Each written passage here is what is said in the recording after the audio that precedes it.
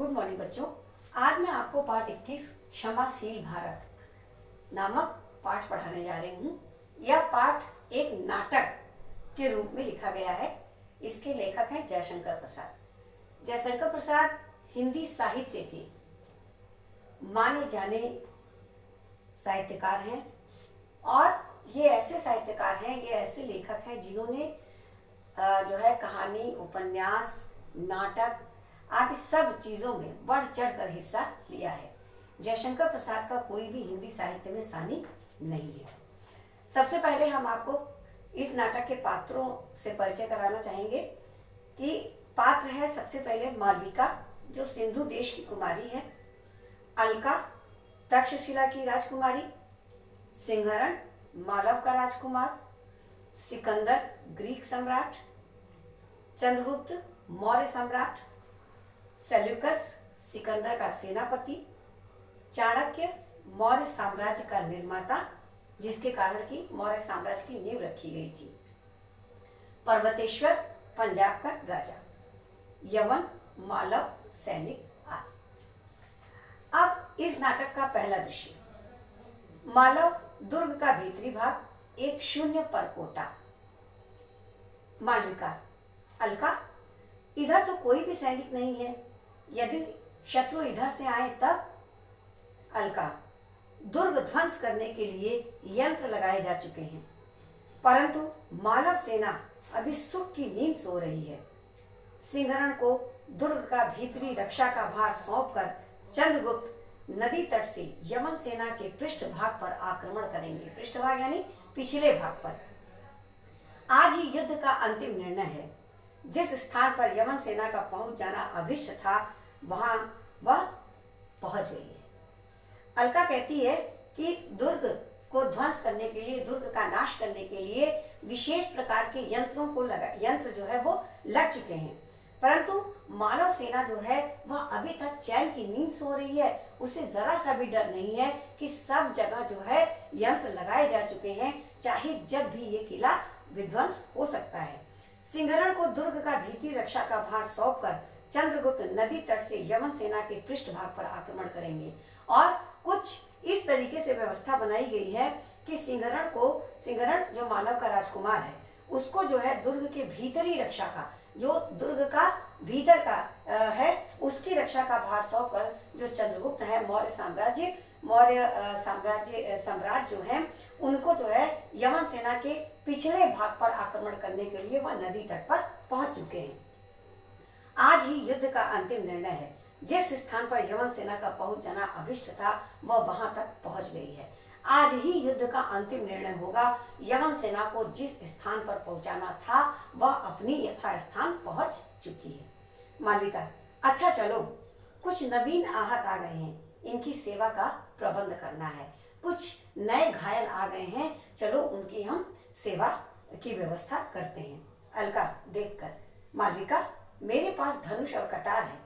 इस आपत्ति काल में एक आयुध अपने पास रखना चाहिए, तू कटार अपने पास रख ले। अलका कहती है कि मालविका, मेरे पास तो धनुष और कटार दोनों हैं।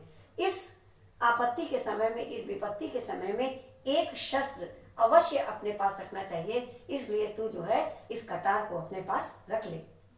मालविका, मैं डरती हूँ, घृणा करती हूँ, रक्त की प्यासी छुरी अलग करो। अलका, मैंने सेवा व्रत लिया है।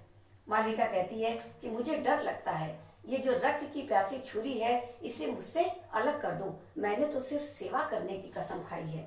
अलका, प्राणों के भय से शस्त्र से घृणा करती हो क्या? क्या तुमको शस्त्र से इसलिए घृणा है क्योंकि तुमको ये डर लगता है कि यह तुम्हारे प्राण ले लेंगे? मालविका, प्राण तो धरोहर है, जिसका होगा वही लेगा। मुझे भय से इसकी रक्षा करने की आवश्यकता नहीं, मैं जाती हूँ। मालविका कहती है कि मुझे प्राणों की कोई चिंता नहीं है। प्राण तो एक धरोहर के रूप में है, जब तक ये श्वास चल रही है तब तक चलेगी, जब इसे जिसको लेना होगा वह ले ही लेगा। मैं इससे डरती नहीं हूँ, मुझे इसकी रक्षा करने की कोई भी आवश्यकता नहीं है, क्योंकि जब प्राणों को जाना होगा प्राण तभी जाएंगे, इसलिए मैं बिना शस्त्र लिए जा रही हूँ। अलका, अच्छी बात है, जा, परंतु सिंहरण को शीघ्र ही भेज दे। अच्छी बात है, तू जाती है तो जा, लेकिन सिंहरण जो मालव का राजकुमार है उसे जल्दी से जल्दी मेरे पास भेज दो। यहाँ जब तक कोई ना आ जाए मैं नहीं हट सकती। अलका कहती है कि जब तक यहाँ पर कोई दूसरा नहीं आ जाता तब तक मैं इस द्वार को छोड़कर नहीं हटूंगी। मालविका का प्रस्थान हो जाता है। प्रस्थान माने मालविका चली जाती है। अलका, संध्या काल का निर्जन प्रदेश है, बैठूं? अलका अपने मन में यह सोचती है कि शाम हो गई है और बिल्कुल सूना पड़ा हुआ है हर जगह। ऐसा लगता है जैसे कि शाम का सूना प्रदेश है यह। क्या मैं बैठ जाऊं? अकस्मात बाहर से हल्ला होता है, युद्ध का शब्द। अचानक जो है बाहर से आक्रमण जो युद्ध के शब्द होते हैं उनका शोर मच जाता है। क्या चंद्रगुप्त ने आक्रमण कर दिया है? परंतु यह स्थान बड़ा ही अरक्षित है। उठती है, अरे कौन है? कोई यवन सैनिक है तो सावधान हो जाऊं। अलका कहती है कि ऐसा लगता है जैसे कि चंद्रगुप्त ने आक्रमण कर दिया है, परंतु यह स्थान तो रक्षित नहीं है। ठीक, और उठ जाती है और पूछती है, अरे कौन है? कोई यवन सैनिक है तो सावधान हो जाऊं। अगर कोई यवन सैनिक है तो मैं भी अपने शस्त्रों को लेकर सावधान हो जाती हूँ। धनुष चढ़ाकर तीर मारती है। यवन सैनिक का पतन। जो यवन सैनिक बाहर था उसे अलका जो है अपने धनुष पर तीर चढ़ाकर उसे मार डालती है। दूसरा फिर ऊपर से आता है, उसे भी मारती है। तीसरी बार स्वयं सिकंदर आता है, तीर का वार बचाकर दुर्ग में कूदता है और अलका को पकड़ना चाहता है। तीसरी बार में वह 2 सैनिकों को तो मार डालती है और तीसरी बार में स्वयं सिकंदर चलकर आता है और वह अलका के वारों से बचते हुए किले में कूद पड़ता है और अलका को पकड़ना चाहता है। सहसा सिंहरण का प्रवेश, युद्ध शुरू हो जाता है।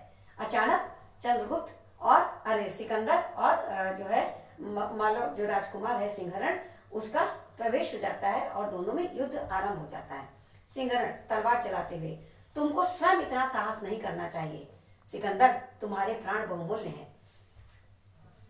सिंहरण कहता है कि सिकंदर तुम्हारे प्राण तो अमूल्य हैं, तुम्हें इस तरीके का दुस्साहस नहीं करना चाहिए कि तुम अकेले जो है दुर्ग में प्रवेश कर चुके हो।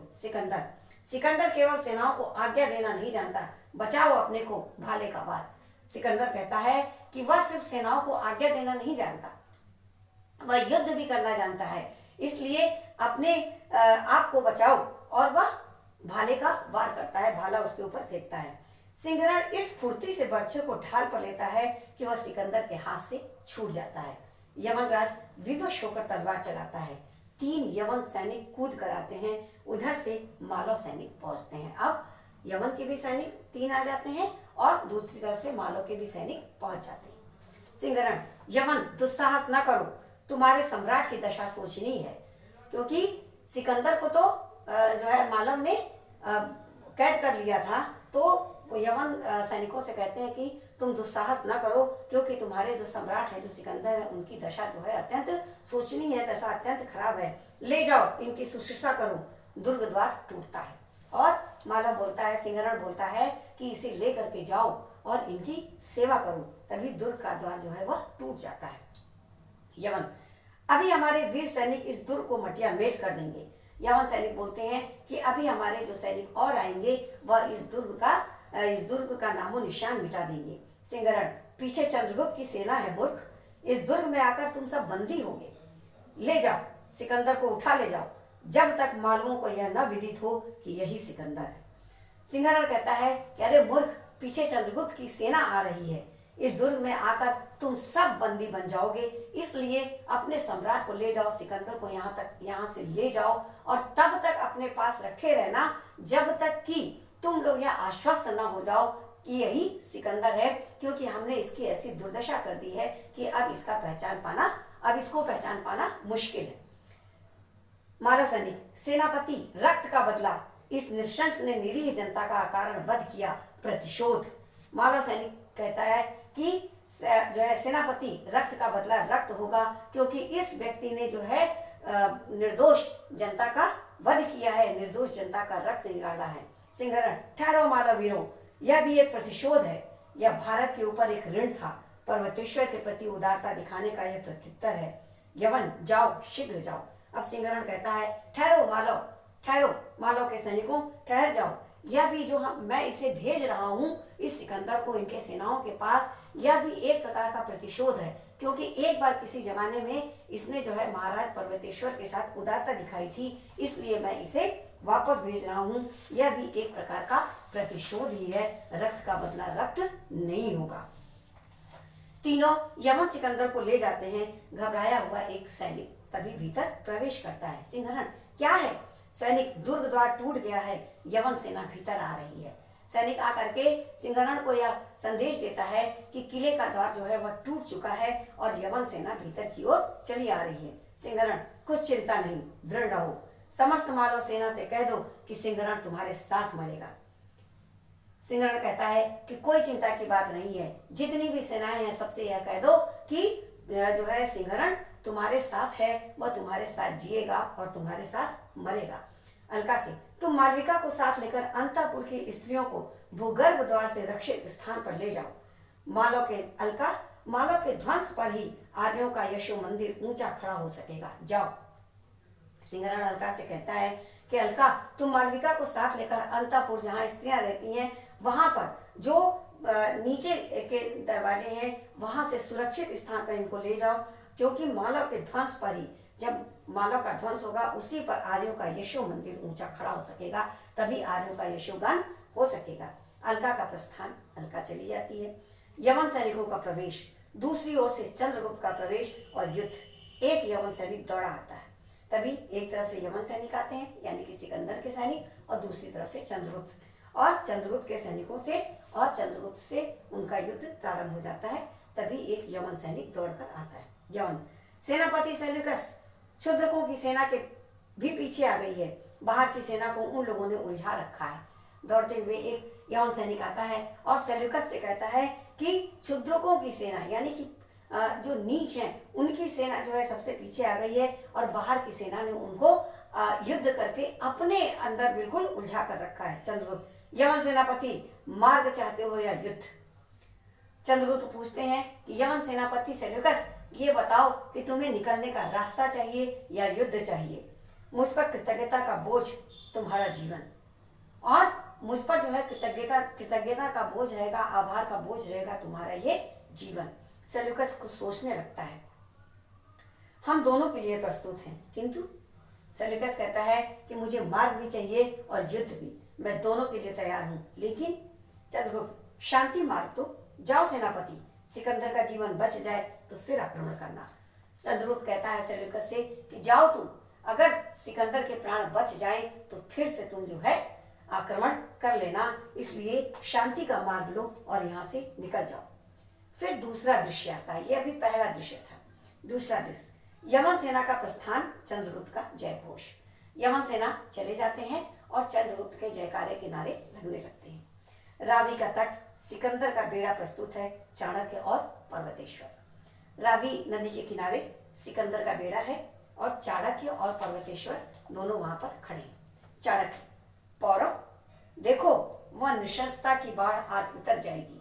चाणक्य ने जो किया वह भला था या बुरा, अब समझ में आएगा। अब इन लोगों को समझ में आएगा कि चाणक्य ने जो कुछ भी किया था वह अच्छा था या बुरा। आज ये जो नृशंस पूर्वक हत्या कर रहे थे सिकंदर, आज उनकी जो है नशे की बाढ़ जो है वो उतर जाएगी। पर्वतेश्वर, मैं मानता हूँ यह आप ही का स्तुत्य कार्य है। पर्वतेश्वर कहते हैं कि चाणक्य, मैं जानता हूँ, मैं इस बात को मानने को भी तैयार हूँ कि यह कार्य जो आपने किया है वह स्तुति की योग्य है। चाणक्य, और चंद्रगुप्त के बाहुबल का? चंद्रगुप्त का बाहुबल, पौरव, आज फिर मैं उसी बात को दोहराना चाहता हूँ। अत्याचारी नंद के हाथों से मगध का उद्धार करने के लिए चाणक्य ने पहले तुम्ही से सहायता मांगी थी और अब तुम्ही से लेगा भी, तब तो तुम्हें विश्वास होगा। चाणक्य पर्वतेश्वर से कहते हैं कि इसमें जो है जो मैंने कार्य किया है वो, और उसके अलावा चंद्रगुप्त का बाहुबल यानी चंद्रगुप्त का एक योद्धा होना, वह दोनों बहुत मायने रखता है। और तुम्हें शायद यह याद होगा कि बहुत पहले हमने तुमसे मगध को बचाने के लिए जो है सहायता मांगी थी, और आज भी मैं तुम्ही से ही सहायता मांगूंगा, इसलिए कि तुम्हें मेरे ऊपर भरोसा हो जाए। पर्वतेश्वर, मैं प्रस्तुत हूँ आर्य। पर्वतेश्वर कहते हैं कि मैं इसके लिए तैयार हूँ आर्य। चाणक्य, मैं विश्वस्त हुआ। अच्छा, यवनों को आज विदा करना है। चाणक्य कहते हैं कि मैंने विश्वास कर लिया है, आज तो एक काम करो कि यवन को विदाई दो। एक ओर से सिकंदर, सेल्यूकस, कार्नेलिया, फिलिप्स इत्यादि, और दूसरी ओर से चंद्रगुप्त, सिंहरण, अलका, मालविका और आंधी, ये नाम है, इत्यादि का यवन और भारतीय रणवाद्यों के साथ प्रवेश, यानी नगाड़ों के साथ जो है इनका प्रवेश होता है। सिकंदर, सेनापति चंद्रगुप्त बधाई है। चंद्रगुप्त, किस बात की राजन? सिकंदर, जिस समय तुम भारत के सम्राट होगे उस समय मैं उपस्थित न रह सकूंगा। सिकंदर ने खुद चंद्रगुप्त मौर्य की तारीफ की, उसके लिए पहले से बधाई। मुझे उस ब्राह्मण दंड्यायन की बातों का पूर्ण विश्वास हो गया है। दंड्यायन कौन? चाणक्य। चंद्रगुप्त, आप वीर हैं। दोनों एक दूसरे की प्रशंसा कर रहे हैं। सिकंदर, आर्य वीर, मैंने भारत में हरकुलिस, एचिलिस की आत्माओं को भी देखा और देखा डेमास्थनीज को, संभवतः प्लेटो और अरस्तु भी होंगे। मैं भारत का अभिनंदन करता हूँ। अंत में सिकंदर जो है मान जाता है, अपनी हार को मानता है और वह कहता है कि मैंने इसी भारत में हरकुलस, एचिलिस को देखा है और डेमास्थनीज को भी देखा है, संभवतः प्लेटो और अरस्तु भी इसी भारत में होंगे। मैं इस भारत का अभिवादन करता हूँ। सेल्यूकस, सम्राट यही आर्य चाणक्य हैं। सेल्यूकस आर्य चाणक्य से जो है सिकंदर का परिचय कराता है कि यही चाणक्य हैं और आप इनका भी अभिवादन करिए। सिकंदर, धन्य है आप। मैं तलवार खींचे हुए भारत आया, हृदय देकर जाता हूँ। देखिए, सिकंदर जो है यहाँ के वीरों के प्रति बिल्कुल नतमस्तक हो चुका था। उसे यहाँ के लोगों की वीरता, राजनीतिक निपुणता, है ना, सब कुछ इतना ज्यादा पसंद आया था कि इतना वीर सिकंदर जो है वो चंद्रगुप्त मौर्य और आर्य चाणक्य के आगे जो है नतमस्तक हो गया और उसने सीधे शब्दों में यह कहा कि मैं तो तलवार खींचे हुए भारत आया था, लेकिन अब अपना हृदय देकर यहाँ जा रहा हूँ, यानी कि अब मेरा दिल जो है वह भारत में है। विस्मय विमुग्ध हूँ। जिनसे खड्ग परीक्षा हुई थी, युद्ध में जिनसे तलवारें मिली थी, उनसे हाथ मिलाकर जाना चाहता हूँ। मुझे बहुत आश्चर्य हो रहा है क्योंकि मैंने अपने जीवन में कभी भी ऐसा काम नहीं किया था कि जिसके आगे मैंने तलवार खींचा हो, जिसको मारना चाहा हो, जिससे युद्ध में तलवार से तलवारें टकराई हों, उनसे मैं आज हाथ मिलाकर जाना चाहता हूँ। यह मेरे लिए जो है बहुत आश्चर्य की बात है क्योंकि मैं अपने दुश्मनों के साथ ऐसा कभी करता नहीं हूँ, लेकिन इन भारत के वीरों के आगे मैं नतमस्तक हो गया हूँ। चंद्रगुप्त मौर्य के आगे, सिंहरण के आगे और चाणक्य के आगे, पर्वतेश्वर के आगे, इसलिए मैं यहाँ पर अपना हृदय रख कर जाता हूँ, अपना दिल रख कर जाता हूँ और जिनसे युद्ध हुआ था उनसे हाथ मिलाकर वापस जाना चाहता हूँ। चाणक्य, हम लोग प्रस्तुत है सिकंदर, तुम वीर हो। भारतीय सदैव उत्तम गुणों की पूजा करते हैं। तुम्हारी जल यात्रा मंगलमय हो। हम लोग युद्ध करना जानते हैं, द्वेष नहीं। चाणक्य ने बहुत अच्छी बात कही कि हम जो भारत के लोग हैं, हम जो भारतवासी हैं, वो हर कार्य के लिए हमेशा तैयार रहते हैं, हमेशा प्रस्तुत रहते हैं। तुमने युद्ध करना चाहा, हमने तुम्हारे साथ युद्ध किया। तुमने खड्ग परीक्षा ली, हमने वह भी दिया और तलवार से तलवारें भी टकराई। लेकिन आज तुम अपना हृदय देकर हिंदुस्तान को जा रहे हो, भारत को, और आज हाथ मिलाकर जाना चाहते हो, तो मैं उसके लिए भी तैयार हूँ, क्योंकि हम वो भारतवासी हैं जो हमेशा सद्गुणों की, अच्छे गुणों की और वीरों की प्रशंसा करते हैं, कायरों की नहीं। सीने पर गोली खाने वालों की हम प्रशंसा करते हैं, न तो हम किसी के पीठ पर गोली मारते हैं और न पीठ पर गोली खाना सहन कर सकते हैं। इसलिए मैं तुम्हारी प्रशंसा करता हूँ और तुम्हारी जल यात्रा, यानी कि वह समुद्र से यात्रा करने जा रहा था, तो तुम्हारी जल यात्रा जो है वह मंगलमय हो, शुभ हो। हम लोग युद्ध करना जानते हैं, किसी से घृणा नहीं करना जानते, किसी से ईर्ष्या नहीं करते हैं। जो वीर है उसे वीरों का सम्मान देते हैं और जो कायर है उसे कायरों की भांति मारकर उसे वापस भेज देते हैं। हम भारतवासी तो ऐसे हैं कि हम कायरों की भी पीठ पर वार नहीं करते, लेकिन और अन्य ऐसे हैं जो कि पीठ पर वार करने से चूकते नहीं। हम सीने पर वार झेलते हैं और सीने पर वार करना जानते हैं। सिकंदर हंसता हुआ अनुचरों के साथ नौका पर आरोहण करता है और नाव चलती है। सिकंदर चाणक्य की इस बात को सुनकर हंसता हुआ नौके पर बैठ जाता है, नाव पर बैठ जाता है और अपने अनुचरों के साथ, यानी अपने सहयोगियों के साथ नाव पर बैठ जाता है और नाव चलने लगती है। तो यह है हमारा क्षमाशील भारत। सिकंदर ने बहुत सी नृशंस हत्याएं की थी, बहुत से बेगुनाह बेकसूरों को मारा था, फिर भी अंत में जब वह नतमस्तक हो गया उन वीरों के आगे, फिर भी चंद्रगुप्त मौर्य और चाणक्य और सिंहरण ने उसे क्षमा कर दिया। यही है हमारा क्षमाशील भारत।